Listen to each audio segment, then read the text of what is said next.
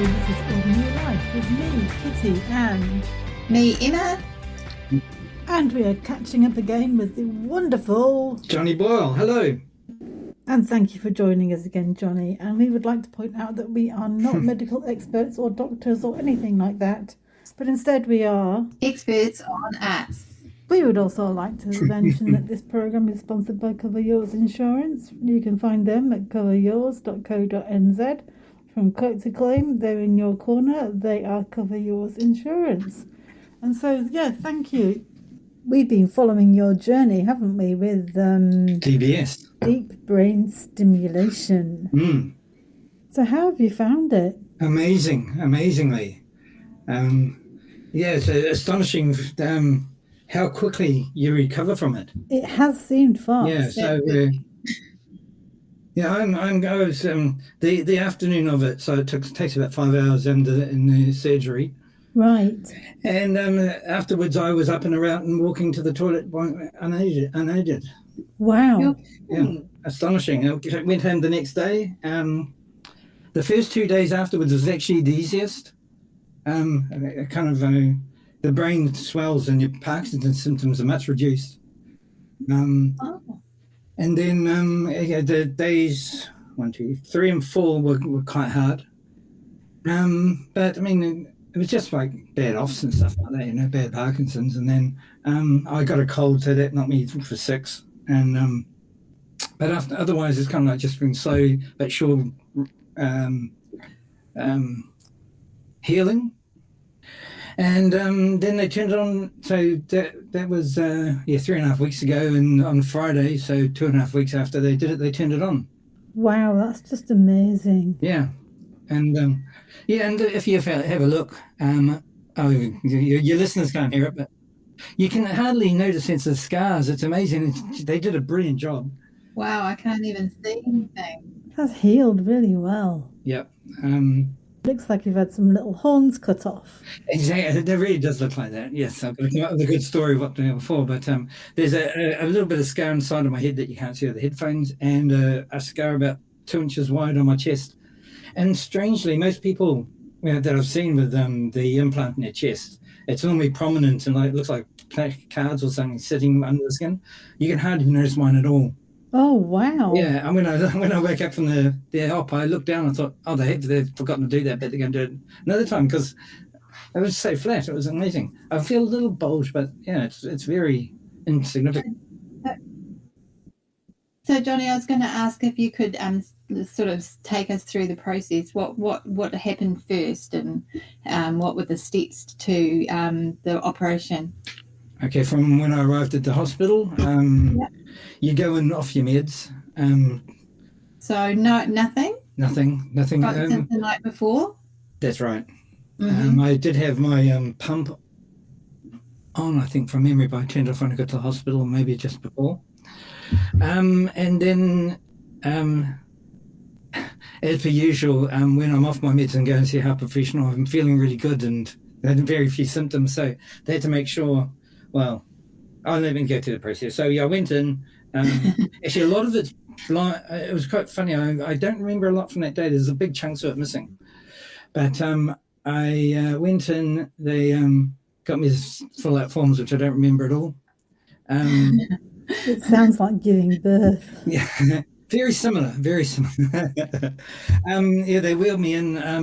I walked over and they put me in the chair and that. Then they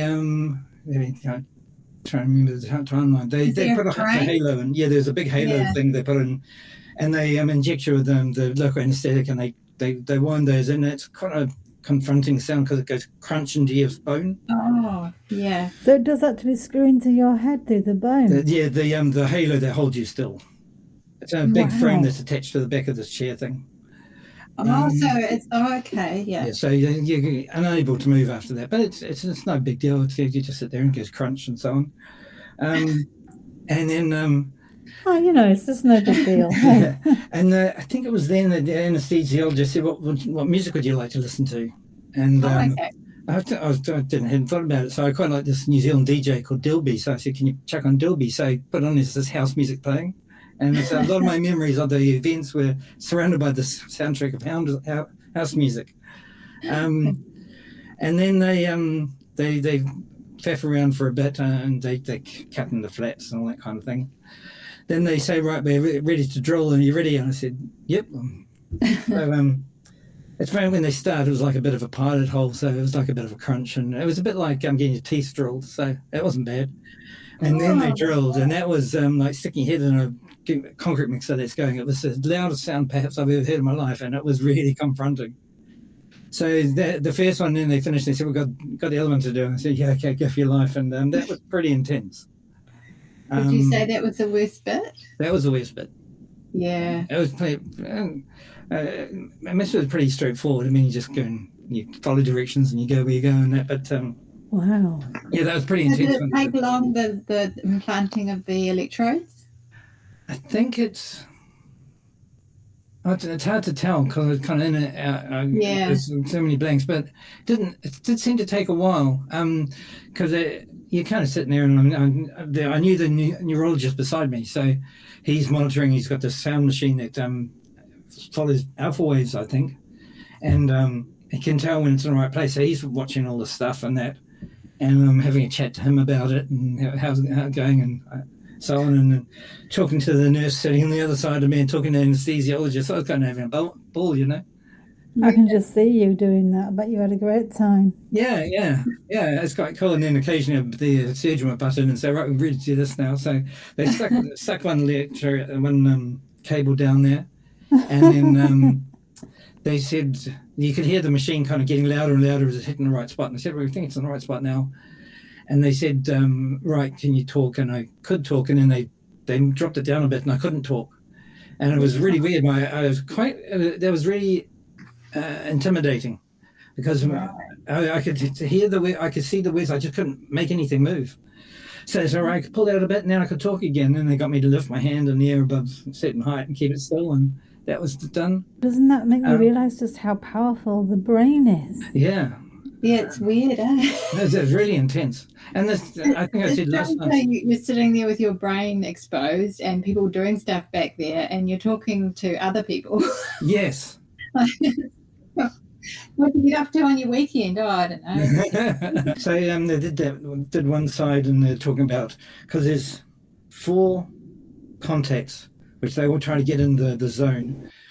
And so they're discussing a lot about how much further to drop it and how to lift it up and so on. And it felt like there was some kind of ratchet system where they anchored it in place. And then they did the other side, which seemed to go much, much more quickly. And then I woke up and I was in recovery. Wow. Yeah, and and that was it basically. It might seem a bit strange, but did they, fill up the holes, or is it just the skin on the top where it's healed? Well, I got a photo taken from above, and you can see it's got some kind of white plastic thing that's fitted into my skull. And the wires go through, so it holds it in place. So there's holes, but they're filled up with this connection. Right. Yeah. So you have 2 electrodes in your brain, one on each side of your brain, and then what would the thing in your chest, is that that's the battery, is it? And the controller. A wire going up back of your neck. Can you feel that? Yeah, actually, I'll take my headphones off. I don't know if you can see. It kind of goes down the back here. Oh, yes, so it's going down around behind your ear. Yeah. Yeah. And so. I got another photo they took from behind me where I'm asleep then, and they're holding my head down and poking or pulling the wire from my neck down into my chest. Oh. Because they've got to push it through. It went pretty straightforward, and I just woke up, spent the night in hospital, and there's lots of noise, and they keep on coming and asking what your name is, where are you, and what day it is, what month and year it is. Some of the people in that room didn't know who their name was or where they were or what year it was. They're getting it wrong and saying the wrong decade. So it was quite intense. Wow. Yeah. But so I got out the next day. Yeah, no, I don't think I had any sleep at all. And then I switched on Friday. So switching on, and you've got a little device and a phone. Mm-hmm. And so what does that do? Like sending a signal, or? Yeah, the white device I showed you in that video connects to the device on my chest. And then you Bluetooth the phone to that. I don't know if it's Bluetooth from that device. I don't understand why there's two things, but the phone talks to the white thing, the white thing talks to my chest. And I think I tried to show in there that you've got left and right controls, and you can increase them or reduce them. At the moment, they've only reduced my pump back by 20%, which is quite that was a foundation of my medication, so it's quite a big thing. And now, a little bit shaky on my left hand, but pretty still. When the meds are all on and I'm feeling good, it's 100%. It's like, there's no movement at all, no dyskinesia. Wow, that'd be brain great. is much clearer, and I don't know how much of the DBS or the reduction of my apomorphine, but it's fantastic. Oh my gosh, I'm just so blown away by the whole thing. He's got something really great to look forward to. I mean, I think I'm expecting to wind back my Parkinson's by 6 or 7 years. That's amazing. Yeah. Wow. Yeah. Yeah. I'm just completely speechless. No, I'm blown away. So how long does it take to, get up to full speed?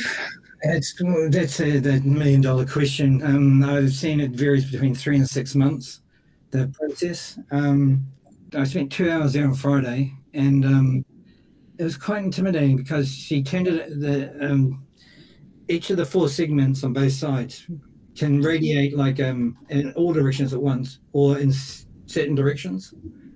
So they're trying to figure out where they are exactly in regards to the targets and which directions are the best.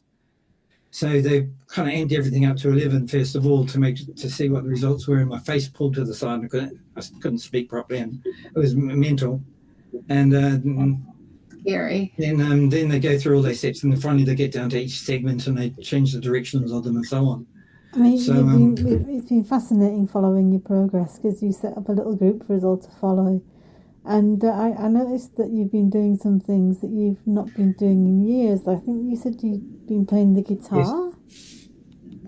Yes, suddenly my 2 hands are working in tandem. No, I try and play keyboards.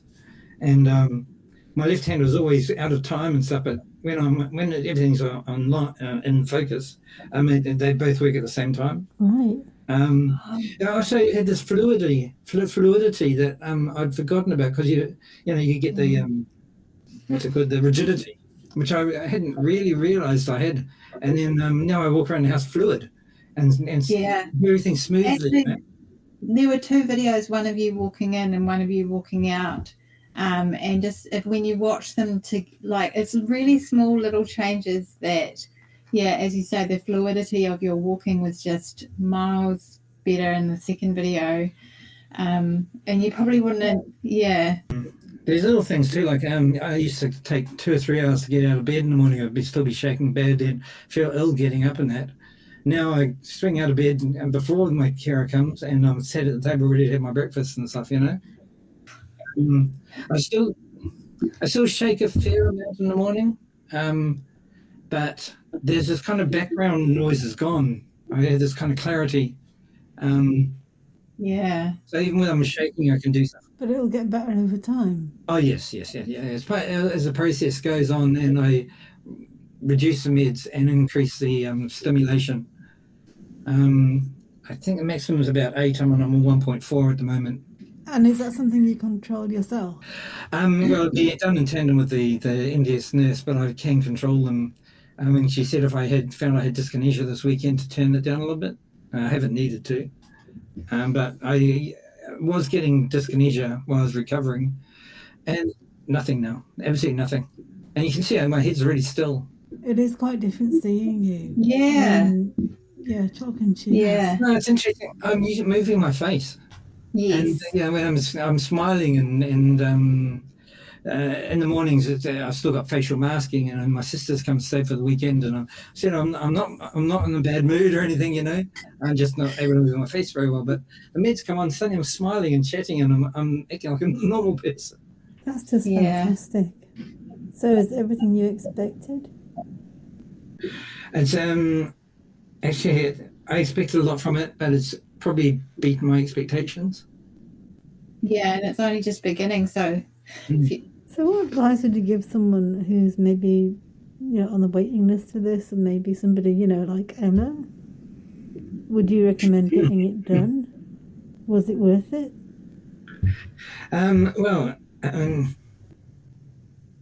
The changes you get are well worth the stress you get of getting it done.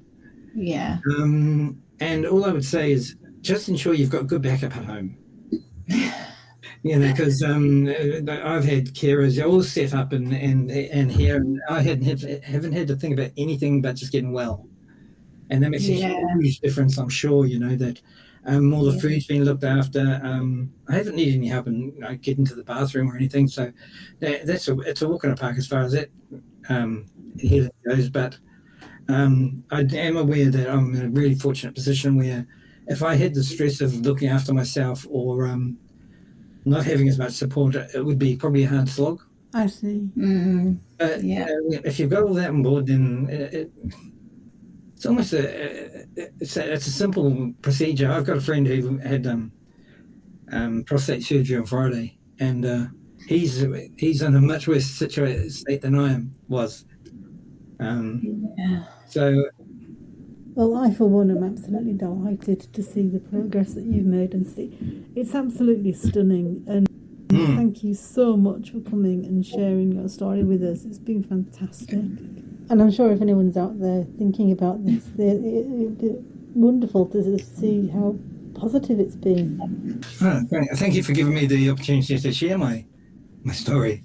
I'm really happy for you, Johnny, that it's working out so well so far. So thank you for showing us the way. You're very welcome. and do come back, and we will talk to you again and follow up. Well, thank you so much for coming to talk to us, Johnny. It's been absolutely fantastic, and I'm sure. I can't wait to welcome you back in a couple of months. Catch up again soon. Great. Don't forget, we are sponsored by Cover Yours Insurance. From quote to claim, they're in your corner on coveryours.co.nz. And we'll be here next week at the same time. You can find us at Ordinary Life and Ordinary Life PD on Facebook and Instagram, and we would love to hear from you. Goodbye. Ka kite anō for me. Bye. Lovely chatting to you as always, ladies. This episode was produced at Coast Access Radio with support from Irarangi Te Motu, New Zealand On Air. You can catch this and other podcasts online at accessmedia.nz, or you can search Coast Access Radio on Spotify and Apple Podcasts.